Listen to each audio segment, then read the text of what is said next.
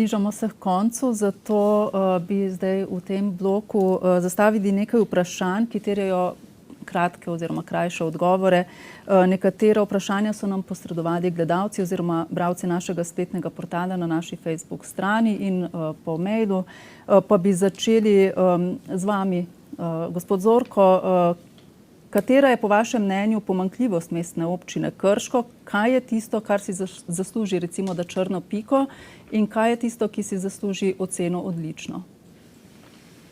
Črno piko se po mojem mnenju zasluži, zdi se mi, da v Krški občini radi gradimo, pa ne znamo umeščati potem v te stvari vsebine. To bi bila ena črna pika. Dostikrat sem slišal, koliko smo hodili, nimamo koga, da bi se s tem ukvarjal. Kaj je pa, ste rekla? Kaj si pa recimo zasluži oceno odlično? Kaj si pa zasluži? Ljudje si zaslužimo tle oceno odlično. Hvala. Naprej, prosim. Črno piko vsekakor bi dal sodelovanju, participaciji občanov. Premalo sodelujemo, premalo se pogovarjamo. Dobimo občutek, da smo mi potrebni zaradi občinske uprave, ne pa obratno. Ne zavedamo se, da so oni naš servis kot takšni. In to je, mislim, da tega manjka. Tudi zadnjič smo imeli v bistvu v šoli za županje, ki smo bila s kolegico, v bistvu manjka nam sodelovanja, manjka nam pogovora, manjka nam odprtosti. Kaj bi pa pohvalil? Pohvalil bi pa tako kot kolega ljudi. Mi smo super ljudi in naša okolica. To je pa kapo dalje. Gospod Starc, enako vprašanje. Mogoče smo slabši prav na tem stanovanjski politiki, manjka stanovanj, se v preteklosti več stanovanjskih objektov praktično tle v Krški občini ni gradilo. Pozitivno bi pa pohvalil mogoče to splošno klimo in pa razvitost občine. Smo na 5. mestu po razvitosti med 12 mestnimi občinami. Gospa Janja Starc. Jaz bi pa 2 črne pike, če lahko izpostavlja. Ena je ta, da občina smo občani in jaz pogrešam neko ljudskost, tako župana kot občinske uprave. To se mi zdi, da je premalo participacije, v bistvu premalo nas vprašajo za kakšne nasvete, kakšne ideje, kakšne želje. Druga stvar je gospodarstvo. Žal, kot sem že prej omenila, ob tako velikem proračunu je res skoraj da nesramoten delež, ki ga namenijo gospodarstvo. Pozitivna stvar je pa to, da ljudje, ko je potrebno, znamo skupaj stopiti. Tako da to se mi zdi, da znamo sodelovati, znamo se pogovarjati, mogoče se ne znamo dobro poslušati, ampak znamo sodelovati. Naslednje vprašanje. Kdo bo v vašem mandatu, če boste izvoljeni, direktor oziroma direktorica občinske uprave? Prepustimo čas v čas, naredimo najprej skok, potem rečemo hop. Dobro, gospod Starc. Od prvega dne, ko sem se odločil, da kandidiram, imam kandidata za direktorja občinske uprave in v bistvu prepričan sem, da gre za zelo kompetentno osebo, ki je do sedaj že vodila občinsko upravo in pa tudi ima vodstvene sposobnosti iz gospodarstva, tako da mislim, da bo takoj lahko zagrabila delo. Jaz bom kratko odgovorila, sedanja zagotovo ne. Imam plan A in plan B, tako da če prije do tega, ne bo s tem problema. Boste konkretnejši? Ne bom. Ne? Naslednje vprašanje. Peš most čez Savo v Zatonu, da ali ne? Gospod Starc. Da, ampak po primerni ceni. Da. Da. Lahko ponovite vprašanje, res nisem slišal. Peš most čez Savo v Zatonu, da ali ne?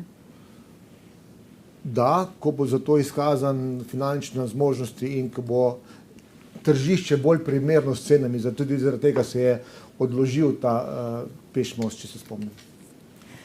Dobro, še bazen. Bazen je ena taka večna tema, bi lahko rekli, v občini Krško. Da ali ne, na kateri lokaciji, če da, in v kakšnih dimenzijah, če da? Gospa Janja, ja. Absolutno ja.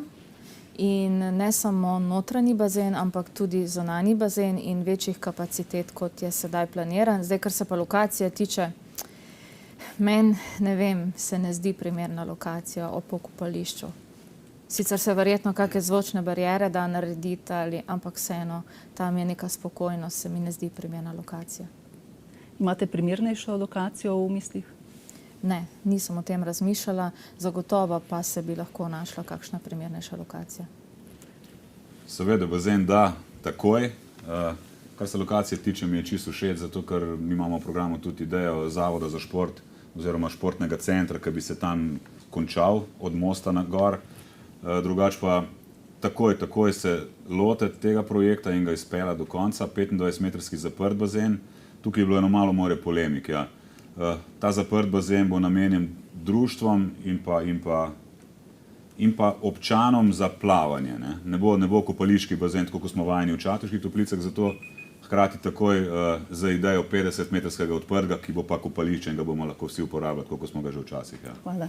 Bazen takoj, realizacija, izgradnja, ampak hkrati tudi takoj priprava dokumentacije o njegovi razširitvi, ker športne panoge, ki obstajajo, skoki v vodo, podvodni hokej, vaterpolo, ta bazen tega ne bo omogočil.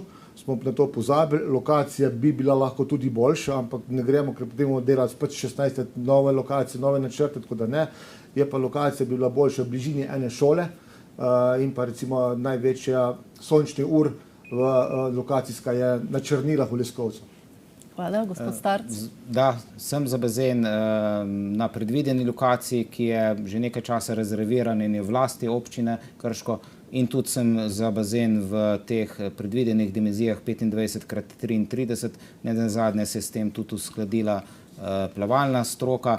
Zdaj, če pa bomo začeli odpirati to vprašanje o lokaciji pa o velikosti tega bazena, potem je potrebno ljudem jasno povedati, da tega bazena najbrž še 10 let ali pa več ne bo. Ključno je pa, da bazen dobimo čim prej in da začnemo z realizacijo tega projekta.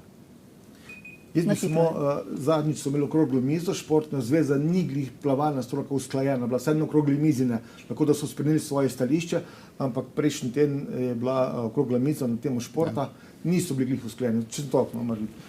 A so pa spremenili svoje razmišljanje? Plavalna stroka, ja, se pravi, Ne, plavalni klub, ja, v bistvu. V ekipi člana upravnega odbora, mogoče se ni bilo glih dobro razumljeno, ampak ja, so usklajeni.